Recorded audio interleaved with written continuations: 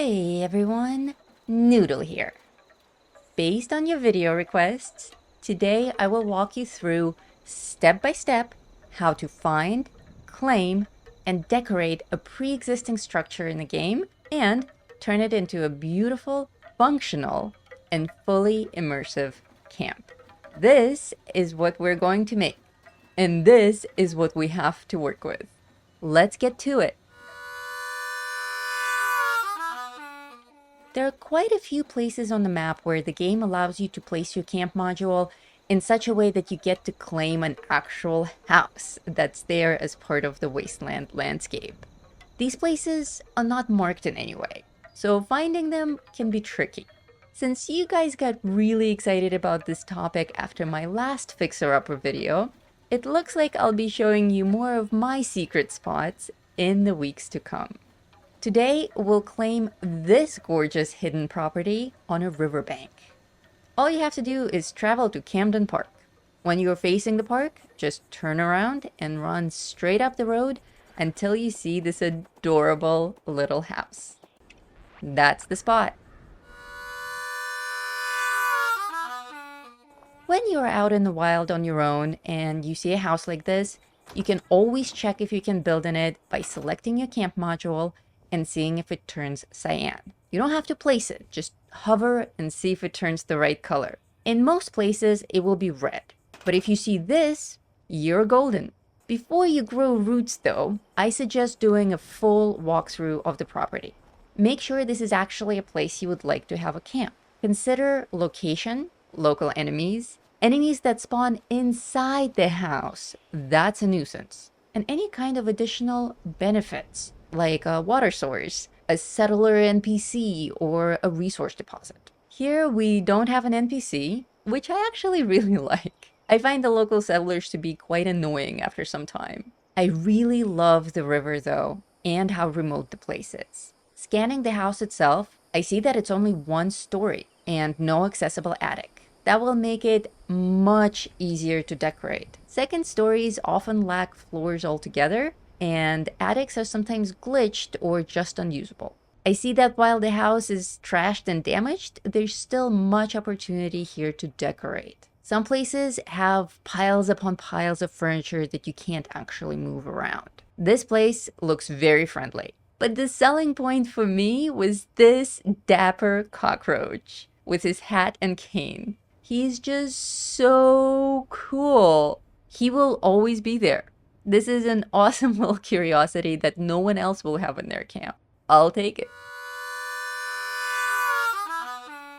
To claim the house, simply place your camp module in the middle. And ta-da! Now zoom out of here in free cam mode and see what you got for real estate. I got the whole house and a sizable chunk of forest going all the way down to the river. If you want to claim less of the forest and more of the water, set up camp again, but this time place your module either on the back porch or even next to the house on the riverside. Me, I like it this way. Remember that once you placed your module, you can and should move it out of the way. I will take mine out here and immediately point 2 or 3 turrets at it, because enemies will start spawning at this location in no time. Enemies love camp modules. All set, now we can build and decorate. Some houses are quite large, and some properties even come with multiple houses. But this one is pretty small, so I will start by expanding it. I like to work with the basic wooden floors first to see what the land and the structure allow, and move things around until they fit just right. I see that this house is exactly 3 floor units wide, which is great. Now I can change these floors to one of my porch sets. I happen to have a porch set that matches this house perfectly. Don't worry if you don't. These sets become available in the Atomic Shop all the time. Just keep an eye out for one.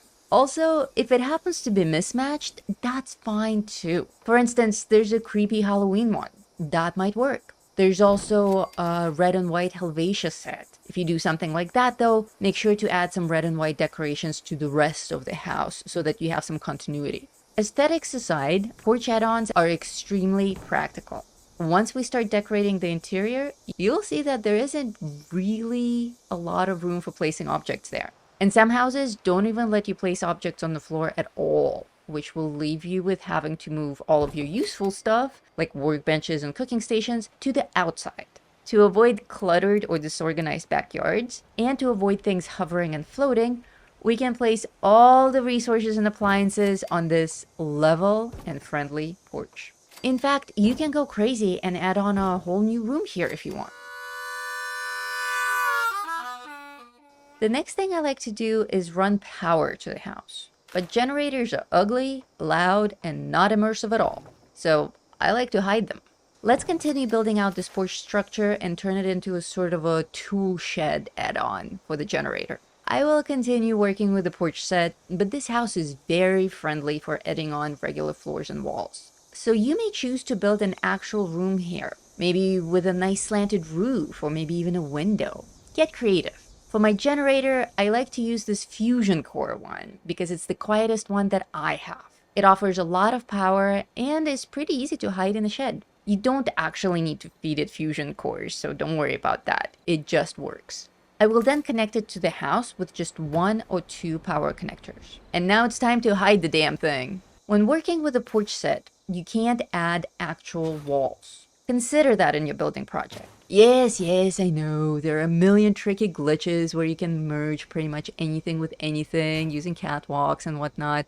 But in this video, we're not doing merges. I want everyone to be able to build in this location using the tools that they have and the parameters that the game actually allows. So, without merging anything, you can't add walls to porches. Not all around anyway. But you can add defenses. I have these cool wooden walls. They don't match the house perfectly, but for a shed structure on the far side of the house, they're pretty cool.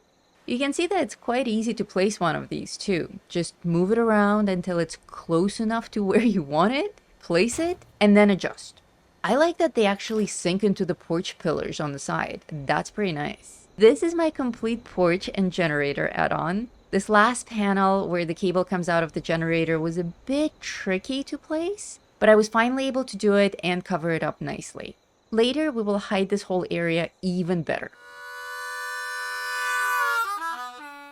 Now that we have power, we can light our workspace. These builds take several hours at best to complete, and during that time, day and night will come and go, you'll get rain, sun, rad storms.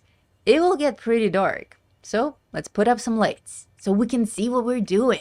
We can always change them later to go with our decorating style, so don't worry about picking just the right lights yet. Just put anything up there that will light your house. Since the house is powered, all I do is add a light and it's on.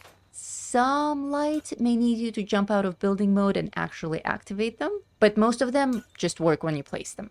In addition to electric lights, I like to use lanterns and these wall candle lights.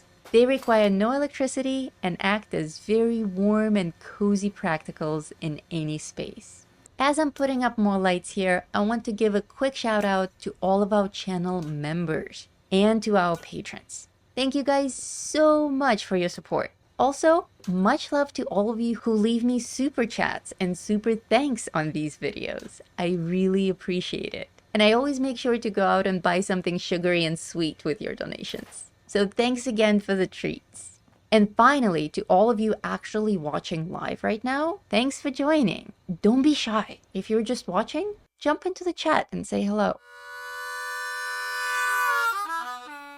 Before we start decorating, we need to repair anything that we can. This house is in very good condition compared to others I've worked with. The only major thing here is this hole in the wall between the bathroom and the bedroom. Again, we cannot place actual walls here, but we can place wall decorations. You can patch up this hole with large paintings, chalkboards, posters, flags. I have these wooden boarded up panels that I like to use, and also this guy. He's great for covering up pretty much anything.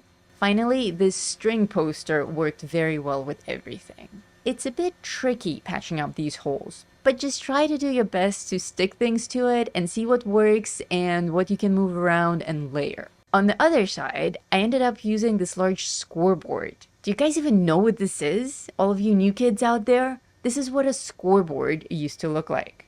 It was a reward for finishing a season. These are rare collectibles now. This looks pretty good to me on both sides. Now we have a fully built out and prepared house with power and light. Now we can decorate. When working with a pre-existing structure, I suggest starting with the walls and the ceilings. The walls are friendly and easy to work with, and you want to make sure that you have all your pictures and posters up before you add anything else that may block it. There are a few paintings here already, but they're in a pretty bad shape. Fortunately, we can cover them up with new art. There's this natural merge that happens here when you place a new painting over an old one. You can find the same exact painting, or one of the same exact size, or you can even choose something radically different in size and shape and have this whole frame within a frame effect going. It's pretty cool. In the bathroom, we already have one wall done and decorated. Now we can just add a painting and maybe a wall shelf. While here, we can also decorate the shelf. And I think a wall fan will look really cool in here as well.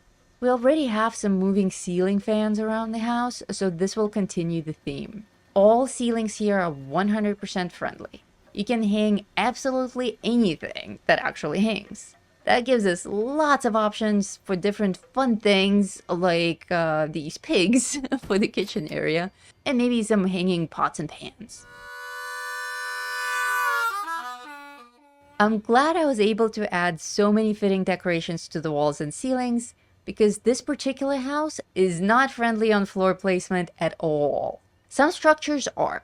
I've built in houses where you can pretty much pile up your furniture. Even add stairs made out of crates or suitcases going up to the attic space. But not here. Even the surfaces that we have, like the kitchen cabinets, are very difficult to work with. In some cases, the item you place will shoot up to the roof. Other times, the item just won't ever be available to place at all. And sometimes, the counters and dressers will just eat your items altogether. It's a gamble in a pre-existing structure. Also, some items are more friendly than others in specific locations. For example, this table here reliably tosses an oil lamp up into the ceiling, but accepts candles. It's kind of hit or miss. There's no logic to this madness. Pick the items that you want to place and see if you can place them and where. Take what you can get. I was really happy, for instance, to find this one spot where I could place my flowers by the window. On the note of placed objects, one other cool thing about pre-existing structures is that they will permanently produce stuff. There's some oddities here and some humor. Gotta love the hammer by the baby cradle.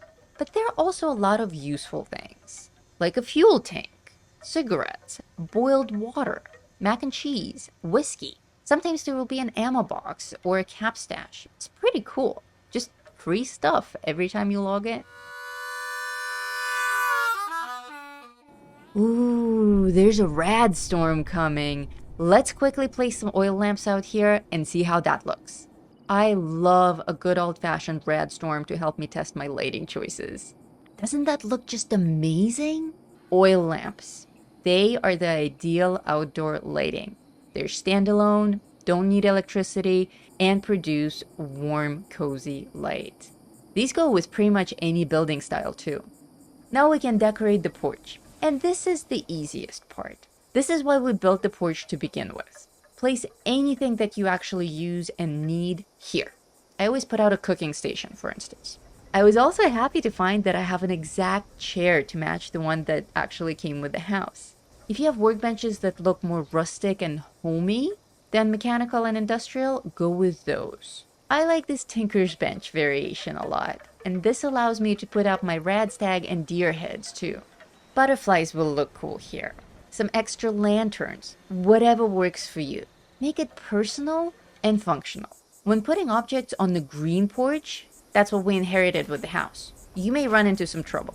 If you have any difficulties placing items here, instead place them anywhere else first, and then move them to the green porch. That always works, at least in this location. Now that the functional items are all set up, I like to fly around and see where I can place more immersive elements, like trees and shrubs and hay bales. These trees will make your house nicely hidden away, and the bales hide those ugly power connectors. Also adding some country charm to this shed area. I always place my dog collectron on every property, And this time I gave him some trees and grasses and a light. This way he has his own little personal doggy area to hang out in like a real dog. And that's it. No shiny Nuka-Cola balloons, no giant billboards, no Volt Boys and power armor stations. Just a regular old house out in the woods. That's the look I was going for. My creation is done and I am super happy with it. As I show you some epic swooping shots and panoramic pans of my immersive camp, I will tell you a fairy tale. This one goes out to Arminio Santiago, who said that he would love to hear me read a bedtime story. So here it goes. Once upon a time, in a far-off wasteland, lived a pink cow princess named Noodlerella. She wandered the woods in search of the perfect castle to await her gallant ghoul in shining leathers. One day, she came upon an old ruin and felt disheartened. But she quickly came to her senses and called on her forest friends to help her. Rat toads and mole rats and all things oozing and slimy came stumbling and crawling to her side. Together, they cleared rubble, repaired walls, and strung up pretty porch lights, singing happy wasteland songs as they worked. Slowly, the ruin transformed into a beautiful home nested in the pine trees by an irradiated river. And the Princess Noodlerella, with all her gross irradiated friends, lived happily ever after in their enchanting home filled with joy and friendship. And they got 1,000,000 views on a film that they produced about their adventure. But that, my friend, is a tale for a different time. Good night and farewell. I'm Noodle Pants, one half of Game Aviator. And until next time, stay safe out there, Vault Dwellers.